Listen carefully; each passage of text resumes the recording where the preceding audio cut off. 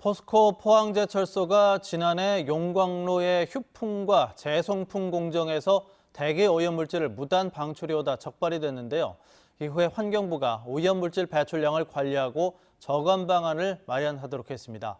그런데 알고 보니 1년이 지나도록 이 관리 대상에서 재송풍 공정은 빠져 있었다는 사실이 최근에 드러났습니다. 박성화 기자입니다. 포스코 포항제철소 용광로의 안전밸브, 이른바 브리더에서 시커먼 연기가 뿜어져 나옵니다.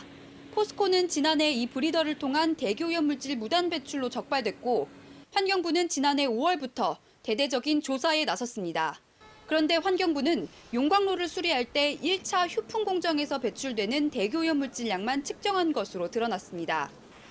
용광로 수리 뒤 다시 뜨거운 바람을 불어넣는 2차 재송풍 과정에서도 오염물질이 배출되는데 환경부는 이를 측정조차 하지 않았습니다.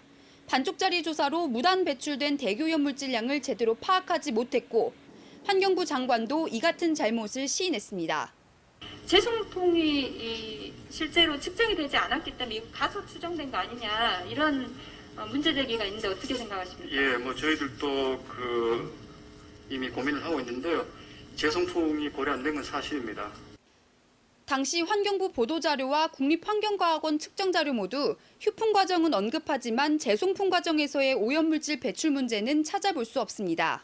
또 강은미 의원은 포스코 포항제철소가 재송풍 공정을 일몰 후 야간에 실시한 사실도 확인했다고 밝혔습니다. 재송풍이 이제 주로 야간에 실시돼서 그동안에 몰랐다고 하는데 가끔 주간에도 한 번씩 한다고 하거든요. 환경단체는 황당하다는 반응입니다. 재송풍 때도 휴풍 때만큼이나 많은 양의 대기오염물질이 배출되는데 이를 몰랐을 리 없다며 의혹을 제기했습니다. 배출량을 산정하면서 전문가들이 어떻게 휴풍에 대한 산정량만을 자료로 만들어서 보고를 했는지 이건 재송풍을 의도적으로 배제한 게 아닌가.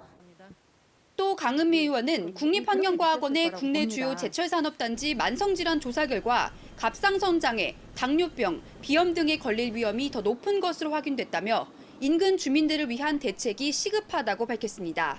MBC 뉴스 박성화입니다.